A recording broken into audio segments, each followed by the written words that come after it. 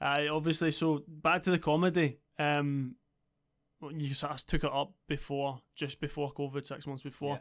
How was your first gig, and were you nervous for it? I was really nervous because it was not far from here. It was in Paisley Road West, actually. Oh, was it? A place called, what's it called? The Park Bar. Jimmy's at the Park Bar. It's Paisley Road West. Right, okay. Downstairs, used to do an open mic on a Sunday. So Right, that was my kind of first gig back, was an open mic on a Sunday. And it was good. It was good fun. Mm-hmm. You can kind of convince yourself you're really good on open mic nights because everyone's kind of quite supportive and all that. You tell everyone it's your first time. Oh my god, it was amazing, so good. Right. So I was definitely nervous, Right. and you know, fortunately I kind of made pals with a few people. One guy in particular, he was a few months ahead of me. A guy called Mick McNeil, really talented comedian, doing exceptionally well just now. So he's like, he'd done like 30 gigs in the space of 2 months. I was like, I need to kind of follow this guy, because my big fear was doing the same thing I'd done before, doing 2 or 3 and then falling away. So just tried to keep the momentum up and do as many gigs as possible, and then that's how you kind of you'll develop that material, and actually the big thing is, people probably don't realise, is when you start off doing a 5-minute set, and you'll just keep doing that 5-minute set, and then you might build up into a 10-minute set. You'll be doing that 10-minute set for the first 2-3 years of your life. The same 10 minutes, and then you'll change a word, a pause, a phrase, and you're doing it. So by the time that 10-minute set is like bulletproof, or you can take that out into any club, any comedy club, and any festival, and bang. Mm-hmm. But when I first started, I was like, I'll try something different, because you're doing the same gigs as everybody else, and you're like, they've heard this, man. And then, but that's what you need to do. You just keep refining it and refining it and refining it, Right. Do you ever get writer's block at all? I don't do as much writing as I should, so I don't really have. Do you kind of improv a bit of it off the crowd? Would you kind of? No, because that's the thing about comedy, is like a lot of people come up to you and go, "Oh my god, that was like, did you just come up all that off the cuff?" Because it's the appearance that when you watch people, it's the appearance that there's a pause and you're stumbling over a word, but it's not. You've done all that for impact, So there's a real science to comedy. There's a real structure, a real formal process, and there's ways to write jokes, there's ways to deliver them. So it's just trying to figure out what the works for you. So for me, I'm not a big writer. I'm good at coming up with stuff off the cuff. Yeah. But that's what your open mics and all that are for, where you might go out and I maybe start off with an idea and throw it out, and then if I get a wee laugh, I'll record it, whatever, and then I'll go back and think, actually, right, okay, and then I'll kind of sort of write it formally off the back, whereas some people will write their jokes out and then try out the jokes almost as they've kind of come up with it, whereas that, so there's different ways. I don't think there's a right or a wrong, but when you're doing bigger gigs, like if you're doing the Stand or the Rotunda or any sort of Monkey Bar or just basically any comedy night where there's professional comedians on the bill, you might be doing the middle section, So if you're doing well, you'll get invited onto that bill. Eventually you might get paid. You might get 30 quid for doing 10 minutes or something like that. You at the weekend, you can't do new material at the weekend like that. You've got to go. People paid their money, so you've got to go and hit your sort of hit the ground running with your sort of bomb-proof stuff, So see, obviously talking about the Fringe, sort of before we obviously started the show, do you kind of need to? Is the Fringe a festival where you can kind of trial new material out, or is it something that you kind of need to prep for a wee bit? No. So again, I think I didn't know much about the Fringe because I'm from Glasgow, and anything in Edinburgh is like alien to me. I'm like, Edinburgh? So I mean, before I get into comedy, I would never have gone to the Fringe. I'd have been like, arts and all that. I don't think so. Because I work in Rosyth, so I work over that neck of the woods, and like, see when even people are talking about street names in Edinburgh, I'm like, where? What like, even areas like Brunsfield, I'm like, don't know what that is, like, So the Fringe is kind of like been into WWE wrestling and then WrestleMania's in Edinburgh every year. That's like how big the Fringe is for comedy and the arts. So I was really ignorant to that. You know, I would go through. I think a few years ago, I'm going to go through for a baby, soak up the atmosphere. Still never seen a show. Just got pissed. Whereas now that I've kind of got an eye in comedy, and you're going through, you're seeing it for what it is. Like I say, it's like the WrestleMania of comedy. You're just like, oh my god, there's shows everywhere, there's comedians everywhere, there's performances left, right, and centre. So I think to do the Fringe, ultimately you've got the aim is you'll eventually do your own solo show, like an hour slot at the Fringe. That might take you 3, 4, 5 years before you do your first solo hour, because you know, like I was doing like a 3-hander, so splitting the hour, doing 20 minutes with 2 other comedians. Splitting it into a third each. Yeah, so I've got you know, I might now after the Fringe, I could maybe say, yeah, I've got a strong 20 minutes or strong. So you're building it up. So the Fringe, not really the place to try out new material, because you think people all over the world have come there specifically to see comedy as well as other things. So if they're coming, if you've managed to get them into your room to see your show, you're not wanting to be waffling and faffing about. You're wanting them to come in and go, bloody hell, that was good, because you don't want them to not come back to the Fringe. So you kind of almost work the year to get to the Fringe. To the Fringe. So people that are putting on their shows, I went to see a brilliant solo show called The Peace by a guy called Stuart McPherson, who's a brilliant comedian, writes for the BBC's in Scott Squad. I think he plays the guy Archie Pepper in the Scott Squad. Who is that? Is that the constable guy? I think he's called Archie Pepper. He does the cybercrime and all that. Oh, aye. I know. Aye. I went to see his show that day. He's quite funny. Amazing. Was it? But I've seen the bits of his set come together throughout the year. Or like Mark Jennings' solo show, which is also meant to be fantastic. I've not seen his solo show yet, but having been on quite a few gigs where Mark's been the headliner, you see them working their bits, you know, throughout the year, and then when they kind of, because they'll do what's called work in progresses, where they'll kind of, so that's how they come to it. It's just like Kevin Bridges is doing the Hydro. Well, he done. I think he's done a run of 10 gigs at the Stand, and they did about, you know, 6 gigs at Glee. So he's road testing that material out, refining it, editing it out. So by the time he gets onto the stage at the Hydro, he's got his.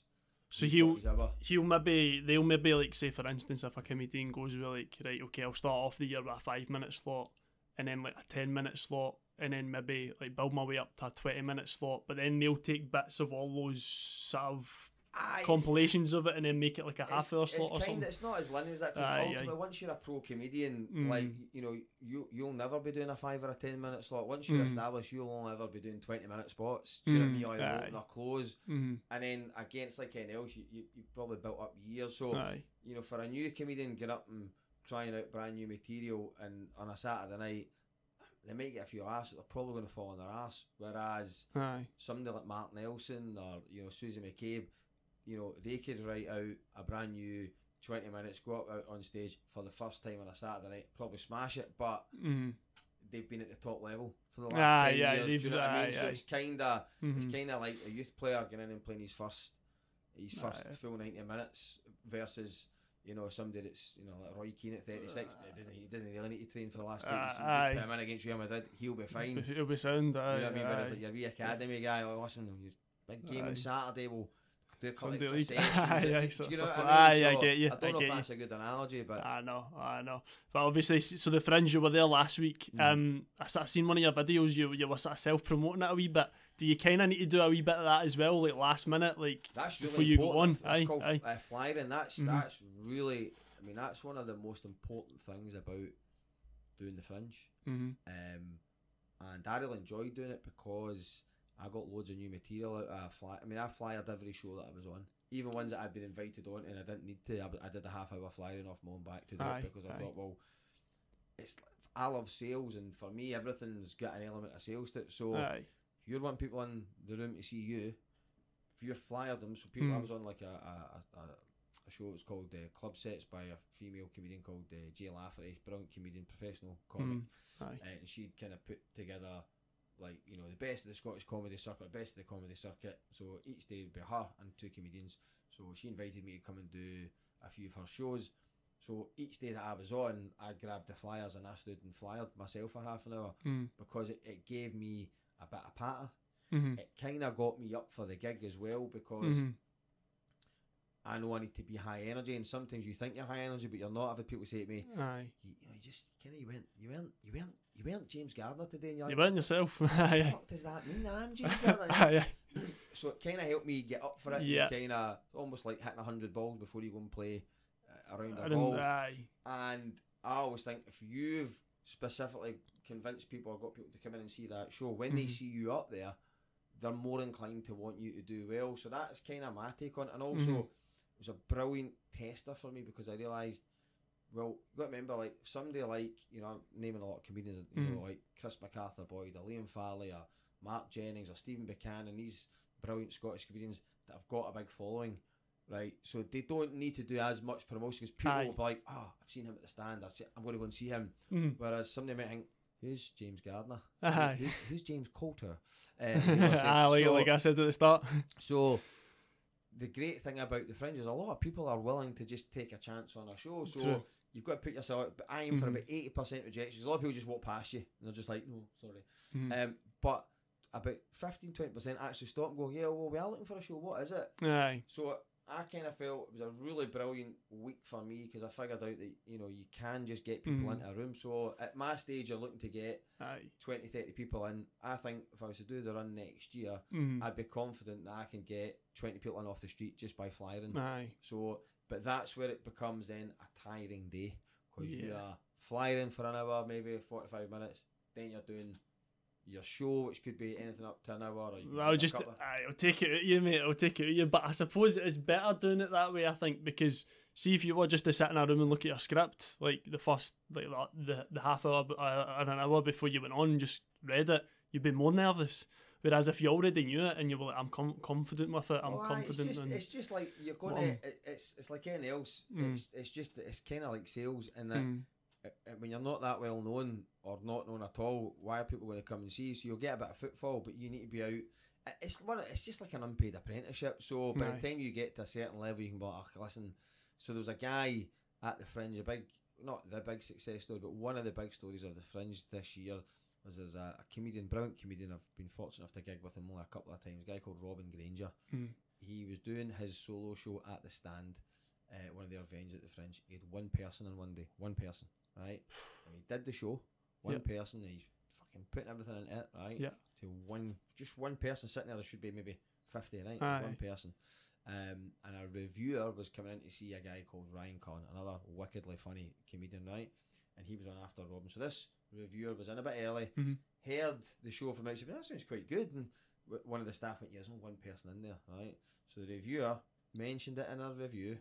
The whole thing went viral. Right, because the guy came out, the one audience member came out and went, listen, I tell you what, I've seen a lot of comedy. You're going to need to go really far to top that. That was amazing. Became one of the big success stories at Fringe. I think the guy tweeted about it, was seen 250,000 or 1 million times. He's been interviewed from BBC World Service, Heart FM with Jamie Theakston. He's been everywhere. And that all come from him going, well, I'm not pulling the show. You know, he asked the guy, listen, we've only got you in, are you up for it? And the guy went, yeah, cool, I'll do the show. So you've always got a choice to make. So some people, and maybe it's the right thing to pull it on another day. You might go, listen, there's only 2 here, guys, if you want a refund, cool. But he went, nah, I'm going to go for it, put his heart and soul into it. Brilliant. And it's like great. I wanted to text the managing director at CS was a good friend of mine. And, you know, a very good friend of mine. Used to always swap kind of wee inspiring articles, business articles, football articles, stuff related to business. I was wanting to, Ian, you should tell that to Salesforce, you know. And now he's pretty much sold out the rest of his run at the Fringe because people are like, I want to go and see this guy. So you never know what is happening or what's just round the corner as well. I mean, like, he could have just said, do you know what, sod it. There's one guy. Listen, I've got another 18 days to go at this Fringe. Look, you know, and somebody might have given. And by the way, for somebody else, that might have been the right thing to do. You know what I mean? True. But you never know. So for me, I'm a very positive person, very extreme in that regard. So I kind of think, well, you know, you can't work too hard. Like I was handing out flyers, and Raymond Mearns saw me. Raymond Mearns is a genius of a comedian. He went, I mean, you're trying too hard, James. And I was like, I don't think you can try too hard at anything. You know, maybe you can. I mean, there are probably things you can't. But you know, I was just really working hard to try and impress other people, because I want them to know, fucking big man puts in a shift, because maybe at some point they'll put you on a bill. Aye. You know, you might go, listen, mate, maybe not the funniest, right, but work's dead hard and you'll get people in, so we'll get them in. I know being funny is probably the number one thing for a comedian, but there are other things to it. But I suppose as well, we're like, that's just like, just by chance that the guy doing the reviews around the corner, but also for the guy that's doing the show, see, he must actually love it so much. He's like, I don't care if there's 1 or 101 people out there. Aye, I think so, but that's that thing though, is that, like, it's like anything else, probably didn't love it. Probably didn't want to do it to one person. Like, do you know what I mean? Like, when I worked in sales, and it's the same now, you had to phone a lot of customers. You'd been out to see them, you quoted them, listen, we'll get back to you, and then you'd phone a couple of days later, and didn't really want to phone them. I managed teams of sales. I managed teams and teams of different sales guys, and they would all go, oh no, I love phoning customers, and they would all sneak away. And I like making phone calls in this room, and one guy went, no, I like doing it in the car park, and I would say, boys, do you all like phoning customers? Yes, I love it. And I'm like, well, I hate it. I hate phoning customers. Do you know why? I'm putting myself up for rejection, so I really despise doing it. I kind of need to make myself do it, and they would all go, yeah, we hate it too. Right, so why don't, and then once one person starts phoning, and then another person phones, you kind of get into it, so it's that thing, you've got to fake it till you make it. You've got to offer almost a false bravado, and because like you say, you know, there's times it'd be like any other job, I'm fucking know it for this, man. And then, you know, you can do a packed room and it's not that good a gig, or you can do a gig. We did a gig the Saturday night to 10 people, and it was a brilliant gig. Did a gig on the Sunday to about 30 people, and it wasn't as good. It's all about the it was just a different, the vibe and the atmosphere vibe, the atmosphere in that, how you're feeling as well. And like I've done gigs, and I thought I'm out there smiling and projecting, and somebody went, you were a bit flat tonight. And it was the same when you'd be on television as well. You really had to exaggerate it, because you maybe think, you know, so it's like somebody goes like that, I tell your face that, you know. You weren't too good on that QVC show the other night. Price Drop TV. No, but people say that because, you know, you can tell when somebody's maybe a bit flat, but it's only once you know what you're looking for can you maybe look, people need to know you a bit better, you know. So you get, there's all these intangibles, you're like, I don't know what you mean by that, and then you do it and you're like, but maybe 6 months later and you don't know how to describe it. True. So obviously moving on to TikTok, you play the narrative of a few personalities pretty well on it. How did you sort of get into it, first off? So the TikTok thing, I wish I had joined TikTok in the first lockdown. I'd have 1 million followers by now. I would not need to work or anything like that. You know but again, you wouldn't need to do the flying. I was ruled by my own fear. Fear of what other people think. That's the number one consumer fear, is when you ever go to buy anything, consumer fear number one is, will I get ripped off? Consumer fear number two is, will other people think I've been ripped off? The fear of what other people think holds you back in loads of things. It's held me back in loads of stuff, and it's not anyone else's sort of fault other than me, because you most people are not interested in you. You know, you think, oh my god, people are going, what's he wearing? Most people are like, alright, that t-shirt, right, cool. But you can build things up into your own head. So definitely. I was really scared to do sketches and stuff like that and put it out on Instagram. So my pals were, this Gardner doing, man? You fucking mad sketches and all that. Aye. Which is why I kind of used the JamesyCottar thing on TikTok, and actually, because I kind of thought, oh, that kind of sort of fucking helps me and shields me a wee bit, you know. So the TikTok thing, I was doing wee bits and pieces on Instagram, hard to get much traction there, and I think it was a mate of mine, a guy called Jim Daly, who just did a 4-star review at the Fringe, guy I met on the comedy course in London, brilliant guy. I got put up a video about it was during the Euros, and you know, they the football and all that. Playing she kept showing Gaza's goal, so I kind of made a wee parody song to the Three Lions tune, Stop Showing Gaza's Goal. Stop showing Gaza's goal. And my mate was like, that, you should put that on that's the type of thing that TikTok works for. So I put it up on TikTok, and it's like anything else in life, you think, right, I'll probably get 1 million views off of this. You put it up and it's like, it's 200, and you're like, TikTok shite, and then and I left it, and I didn't do it for another month or two, and then I think somebody else went, that's what that would be good for, and I just kind of So it was around about just over a year ago, and I just started doing like wee daft things, and then you know, you kind of get views off something. Something got 200,000 views, and all of a sudden, it's just great. Endorphin hit and all that. You're like, oh, followers, give me them and all that. So, and then it just kind of becomes, you start realising maybe what your sort of sweet spot is. But again, it's not from a contrived perspective. But one of the things I love having worked about in sales is, let's say, sales is nothing you should ever be ashamed of. Sales is what makes the world goes round. As long as you're offering someone value, as long as you're not trying to manipulate anyone or sell something that they don't need, right? Then I think it's a great way to look at things. So it's kind of like everyone's in a value exchange. Like, you get me down here today. What's the value exchange? There's no money changing hands. What's the value exchange? Promotes your name and your story behind yourself, because like people have only seen you for like a minute, and then obviously from my perspective, it's you're promoting the show. Yeah, so it's a value proposition. So for me, the way I was looking at it was, well, comedy, I've enjoyed the TikTok. I think, well, you know, if I can get one person that wouldn't have come to see me previously because of TikTok, then that's going to work. So I kind of, for me, you know, I kind of aim my material kind of just at what I know, but specifically Glasgow, specifically sort of Scotland, Scottish patter. Why, you know, I would like to say, am I going to sell out the O2 Arena? Hopefully one day, right? But there's plenty of people that have done really well just by being successful in Glasgow. It's, you know, it's a big enough city.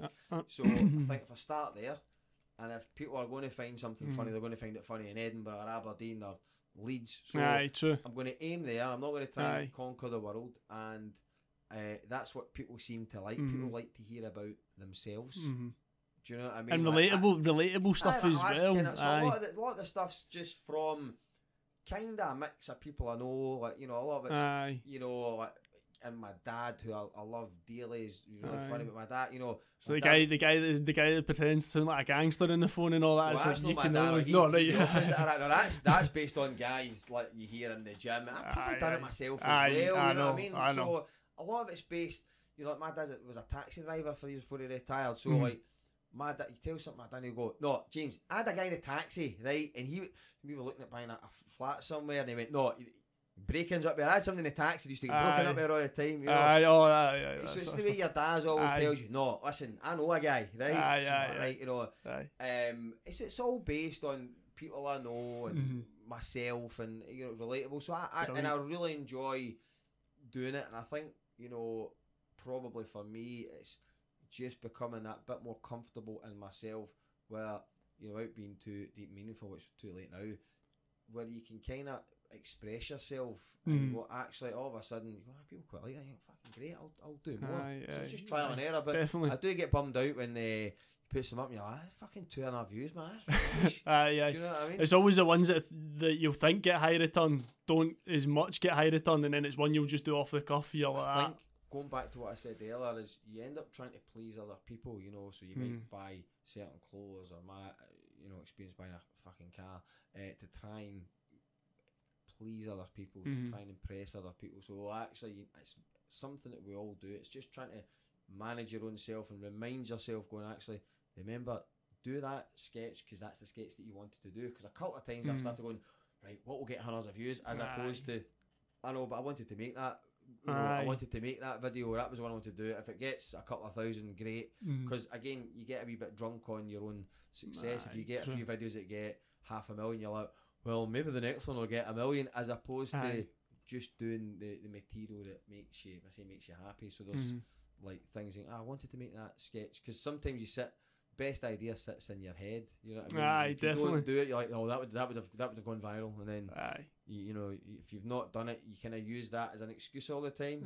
So sometimes it's just, so it's been really good. It's been good fun. Good stuff, man. Good. So obviously, plans for the future. World domination. And world peace, I'll probably do 2 of them. I'll probably just do that. Do that next week. Probably plans for me. I just want to keep progressing with the comedy. I'm passionate about kind of raising awareness of, I suppose, of disability, because in my experience, disability can be quite an inconvenient thing. It can be quite intimidating for people. You know, my girlfriend very honestly and sort of was able to say, to me when we were talking about these things, I kind of found it quite overwhelming when I first met your brother, because you know, visually, he's profoundly disabled, and a lot of people will never come into contact with anyone with that level of sort of disability. And you know, I just see my brother, but somebody else thinks, what's this guy, and his tongue's hanging out and he talks with his eyes, what the fuck? That's difficult for a lot of people, and we shouldn't punish people mentally for that. We shouldn't put them under pressure. It's actually just through conversation and talking to people and kind of just trying to help people understand, listen, you'll be able to communicate with that person, they'll know what you're saying, because what happens is most people, they kind of don't want to be rude, they don't want to stare, so fuck, right, person in the wheelchair there, and I'll just fucking talk to his mum, alright, away. Whereas when you've got a bit more confidence, you're like, how you doing, my friend, you alright, what's happening? And you're like, sorry, is this your son, or can I talk, you know? I always want to talk to other wheelchair users, other people with disabilities, because that's what my brother like, you know, and you know, they might enjoy that, and you just have a crack. So for me, plans for the future, I'd like to just keep, you know, doing more with that, and you know, with that through TikToks and making wee bits of content. Do you volunteer at all with, like, no, because again, I do so much with my brother, I can't need to get volunteer. So I mean, it's like anything else. You know, I'll probably do something at some point. So my future plans, just keep doing the TikTok's brilliant, I want to keep doing that, but the TikTok is one thing, and stand-up comedy is another. Like, to do the stand-up, I want to keep, you know, committing to the craft, keep doing the gigs and putting the work and the time in there, and kind of hopefully get to marry them both together, and just keep doing those things. Really, that's my fantastic. I'm a very simple man these days. I've got very simple goals now. I'm very happy in life, and I'm just, like I say, we've got a Kia. Do I have a Porsche now? I've got to drive a Kia. Right? Know what Kia stands for? No. Knowing I'm ancient. That's me. Drive a Kia. Dead happy now. You know what I mean? Definitely. So what is it you, obviously you're mentioning your comedy and TikTok. Do you just work at, what job do you work now? I just do some sales stuff, some sales consultancy and bits and pieces. Cool. But I think at some point I'm going to work, do some support work with your friend Ronnie's dad, so your pal's dad, Ronnie. Aye. Ronnie Black, great guy. Because he does quite a lot of support work and stuff like that. Actually, to me about that. And again, it's just, when I was younger, I thought I was going to take over the world and have a big corporate high flying job, and then. Again, there's no right or wrong. I've got 2 degrees, right? But I was delivering pizzas in lockdown. Do you know what I mean? True. It means nothing, and I've come through such a tumultuous journey, as it were. It's an interesting life, man. My girlfriend laughs at me sometimes when she sees the remnants of that era. Like, I've got a pair of Valentino trainers, and the cups are, when are you going to throw them out? I'm like, I paid £280 for these. You know what I mean? It looks like they've got duct tape over the top. If anyone wants them, they can have them, right? So she's like, oh, I hate that top, you know, like the Comme des Garçons guy, you know, and I'm saying, what's that doing? No, but again, and there's nothing wrong with that. You know, when you're 26 or 20, I mean, I was 36 when I was doing that, but so for me now, like, all my clothes for Zara and Primark and all that, I'm delighted, you know. So again, it comes and goes, but then, you know, that's the thing. I think if I was to, not that you asked, but if I could give, not advice, I can offer an opinion. If I was to offer any sort of opinion to anyone, I would just say, don't be too hard on yourself. Because, you know, that's probably one of the worst things you can. I've been so hard on myself for all the things that I've done, the mistakes that I've made. I can look back sometimes, why did you say that? Why did you do that? But you made it to learn. You've made it to learn at the end of the day, and just grow from it. Sometimes you don't see the lesson at the time. It might take years, by the way. Sometimes it takes you years, and you go, all right, okay. So no, that's the thing I've learned the most, is to try not beat yourself up too much, and you know, if you're doing the best you can, that's all right. And you know, if somebody says they're all right, they're probably not. And I think that's the thing. You know, you see everyone shares on Instagram. Hi mate, just check in. Are you okay? Yes. Oh no, I feel like I need to talk. Nobody's going to tell you they feel like they need to talk. You're going to need to just take them out. You know, that's one of the things, especially for men. You know the one I'm talking about. It was like, it's like that. Hey bro, not here for you, just checking in, and then you go, actually struggling a wee bit. Yeah, fancy a coffee. I hope that's how it works. All the people I know, absolutely, no, I'm fine. I'm alright. You know, you actually need to, fucking, you kind of need to coax it out of people sometimes, because there was times when people would ask me, and I was fucking choked, what? No, I fucking hate this to do. But you know, so there you go. Definitely, mate. So we'll just finish the show off with a round of quick fire 10 quick fire questions. We usually kind of do them. So number one, hardest crowd to work. Hardest crowd to work. I would say people in Bearsden and Mulgai if I was selling Mondays. That's the hardest crowd you could get, man. Never offered a cup of tea or nothing in there. Did you not? No. No, that's not fair. They just seen you were a Summerston boy. There's a lot of good people. I know, again, that's Manchester because hardest crowd, probably anyone that's drunk. A drunk crowd's always the hardest. Cause they're always shouting. People think that they're being quiet and all that, and then they're explaining the joke. And they're like, oh yeah, that happened to me. And they're like, no, I'm just saying that actually. And you're just fucking out. And then when you start, it's really hard to get under control. So people when they're drunk think they're being quiet and subtle, but they're not. Stevie, he's alright, him, isn't he? He's alright, him. That's me. That's me. My girlfriend says all the time, indoor voice, play it indoor voice, and it's just it's the same, mate. So funniest person you've met? I've just got to say the funniest person to me in my life is a guy called Martin McCaffrey that I grew up with in Summerston. I don't know what he's the smartest guy in the world. I mean, he got a first class honours degree in like mechanical engineering for Glasgow Uni. Still one of my best, but I just find him hilarious. There's just some people that it just slags me, and I don't know. I just have a week at the knees, laughing.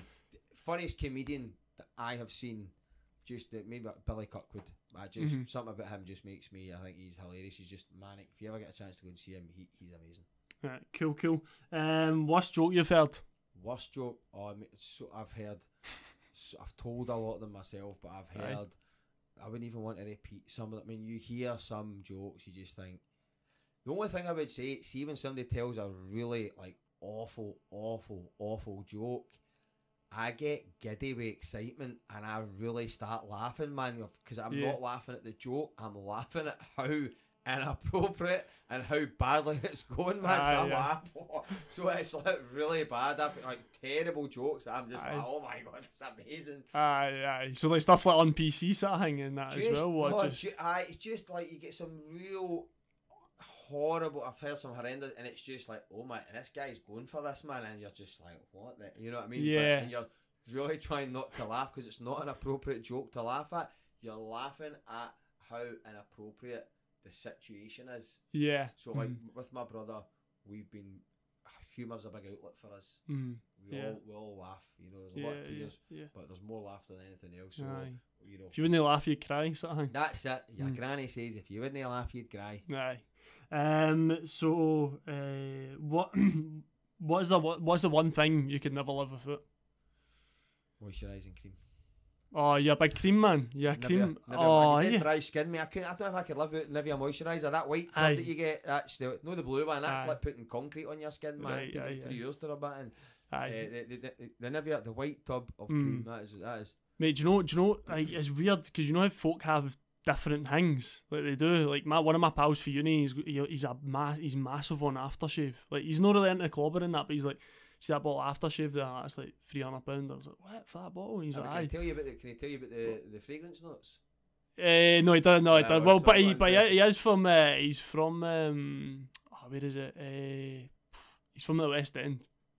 To be fair. So there's a bit of patchouli and sandalwood mixed in with that. And actually, I meant to walk into the fragrance. But it's funny. My pal Jacob, he's mad for creams, but he's got hundreds of tattoos though. So he's like mad for like moisturising creams and everything. Skin, man. It's just like when you say, what could I live out, man? Like, see if you came out the shower and I've not got that. I'm like, it feels a witchy and all that. So that's me, modern man. So moisturising is not your thing then. What's that? Like creams are not your thing. It's just moisturising. I just need this. It's just like a dry skin. It's one of the ones, like, you know what I mean? I'd be scratching myself all day. True, mate. So favourite thing to do to relax?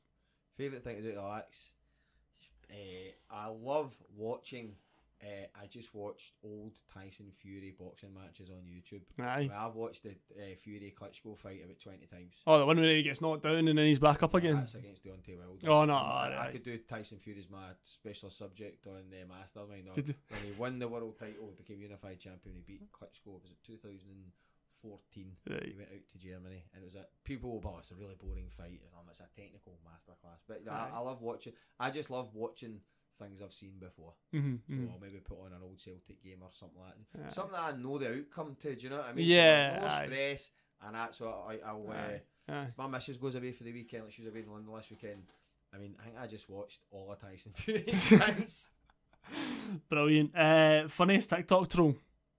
What's a TikTok troll? So like, see like a troll, so like say if you put something right, so say if you put like a post up, but someone trolls it, so like, so see like, say if someone like gives you like, right, okay. tries to like have a dig at you, but you're like, that's not even funny, like, so. No, well, I can tell you the funniest one. There was a guy, I don't really get bothered with trolls because it's like a hate, like, so it's like a hater sort of thing. Like people that are obviously dead unhappy at home, that are kind of, it's their equivalent of burning themselves with a cigarette or something like that. They want to feel something so cool. The funniest one though, there's guys, I do a lot of lives, a guy came on and he was, and I mean, you get some weird, there's a lot of guys that come on, they're like, daddy and all that, stick your tongue out, daddy, like, so, like, I'm a big hit with that, the housewife community, and I seem to be a big hit with a lot of men, right? Right, aye. And they're always like, daddy, and all that, right? And I'm like, stick out your tongue and all that. And I'm like, so there's guys like, come and meet me in the bushes, and I'm just like, alright, cool, whatever. And I find it quite funny. So I think some guy was like trolling me, and he kept going, and I'm just like, alright, cool. And anyway, and I don't really block anyone. And this guy, to the point, it was disrupting everybody else. They couldn't. So, guy, I just like blocked him, right? Right. And he came back in 10 seconds later under a different username. And he went back again. And I just burst out laughing. I was like, mate, fair play to you, man. I was actually howling for about 10 minutes. I was just like, get a life. No, I was just like, cool, mate, you can stay if it's fucking hell, man, if it means that much to you. But I just found it dead funny. Favourite comedian to work with? There's loads. I think probably when you say favourite to work with, it's probably you're talking about who gives you maybe the most help or whatever. I don't know actually. Because you said quick fire, and I'm like, oh, give me 2 minutes. I don't know. Favourite comedian to work with? I don't. There's loads. Again, what I would say is, it's all about confidence. You know the way some footballers must go, I always score at this ground. I really like it when Billy Kirkwood is the MC, right? Because I fucking always have a good gig. I immediately sort of relax because he gives you a fucking good build up and all that. But I was doing a week worth of shows with my mate Mick McNeil, who's a really talented guy. You know, he's going to be pretty big, I think. He's great fun working with him. But to be honest, everybody that you kind of work with are really, really helpful and stuff like that. But it's a solo sport, so you need to try hard not to take offence if people aren't wanting to talk to you because they're just maybe sitting doing their own thing. You know what I mean? So I built it myself, like, so obviously when Bobby Madden's refereeing Rangers, I'm like, oh, thank God, like, a wee bit of, I'm on it. So you a Bobby Madden fan or a Rangers fan? I don't know. Rangers fan, but aye. So best piece of advice you've ever got? Do you know what? I probably do know what that is. Somebody told me, and then I can't fucking mind what it is. Probably. Do you know what? The best piece of advice I got is my mentor at CR, so a guy called Ian McFarlane. He's the managing director. Honestly, just sharp. The guy you started like send the videos to and that. He's still my friend. He is the smartest guy I've ever met. Smartest, sharpest, most on the ball guy that I've ever met. Just honestly, what you would call a transformational leader. He should be, you know, with his level of ability, he should really be running the Bank England. He should be running EasyJet. I mean, he's that good. Best advice he gave me was, said if somebody thinks you're arrogant, right, that's what they think, right? And what he was kind of trying to say was, you know, I think there was girls in customer service who thought I was a bit arrogant, and he went, I know you're not arrogant, right? He said, I know you're a good family, and I know you do love your brother. He said, there's more than meets the eye to you. He says, but if that's what they think, that's their problem. No, he wasn't saying that. No, he was saying, if that's what they think, though, change your act. He said they're not coming away going, oh, we think James is really down to earth. They think you're arrogant. You know what I mean? So if that's what people think of you, whether it's right, wrong, or indifferent, that's what they think. So it was a kind of, it took me a while to get where he was coming from with that, but it was a really good piece of advice because it's too easy to go, oh, well, what do they know? I'm not. Aye, but aye. It's perception's reality. So Definitely. there's no vindication in you knowing that you're right. I know it's like, you know, I know my own truth, but it's kind of like, well, if that's what they think, they're not coming to me going, oh, he's really cuddly and down to earth. They're going, I think he loves himself. So if that's what they think, then there must be something that you're doing that maybe lends itself to that. So I think that was probably the best advice that I got, because it maybe stopped me trying to be so indignant with people. And you know, you can have that sort of, well, just fuck you if that's what you think. I'm just going to do my own thing. Definitely. And you actually go, cool. Well, is this helping me? Is this helping me in my life? Am I getting further forward by people thinking that? So if that's what they think, then maybe I need to change up. Maybe I need to soften my edge a wee bit, or make an effort differently. So cool. If you had any superpower, what would it be? To be able to keep eating and never get full. Aye. Yes, I love eating food, man. Do you? So that would be my superpower. Would you rather go back in time or forward into the future? Oh, that's a cracker, man. Probably back. Well, I'm just going to say back in time. I would like to back in time, because you would like to maybe just fix a couple of things that you did and go, could you maybe not say that? You know what I mean? Yeah, you kick yourself a wee bit. Things you're still cringing a bit, man. You're like, oh no. I mean, that time you thought you texted your missus and you texted one of the boys who was on holiday with you at the time, and everybody was reading your text message. I would like to change that. Fair enough. So it's always the times that you've been at a night out and you've done something stupid, and then it's the Monday, like it settles in, and that was a Saturday, and you're like, what was I doing? No, I've got one better than that. I was away. I was away with a group of my mates at the time, and boy Adam Coatley owns Nico's, and Nico's up in town. Aye. So Nico's well. My mate Chick, Adam's older brother Ron, Adam, he's got the event, and basically we'd flown over for my mate's birthday. We're all getting ready for the night out. I texted my then ex-girlfriend at the time. I was like, oh, you know, love you, baby, and all that. Just, you couldn't get a more personal text. And it's okay that you've not told me that you love me, but it's okay, you know, I just want you to feel safe with me. It couldn't have been any more revealing. It couldn't have been any more inappropriate for the boys to read. And back in the day, when you used to text, right? You used to have to write the text first. Yeah. And then you would have to then hit address book, and then you had to scroll down your address book and find the person that you wanted to was this in 3 letters a digit days? Kind of. It was like, I mean, like I say, this was 2000, so that was how the phones worked. So the first person at the top of my phone list is Adam Coatley, fucking alphabetically, right? And I remember fucking half cut and all that, and he would do it so quickly, you know what I mean, because it was all push buttons. I've sent that to Adam. Hopefully they're all down the stairs getting a shower. I fucking raced down the stairs, and all the boys were fucking please, man, please. Quite good. I've travelled back through time to tell them this one. Honestly, God, man. And one of the boys, Ken, went like that. He went, Gardner, that's why I've got A sitting at the top of my address book, so that can't happen to me. So, yes. Fair enough. Good stuff. Anyway, it was good to have you on, Jamesy. Honestly, I thought that I obviously I've not seen Jamesy's TikTok. But obviously, go and please follow and like me and share me and validate my existence by doing all those things. That'd be amazing. JamesyCottar, not JamesCottar. Aye. And you'll get updates to obviously your gigs and stuff like that on there as well. Absolutely, all that sort of stuff. So thanks for having me on. No.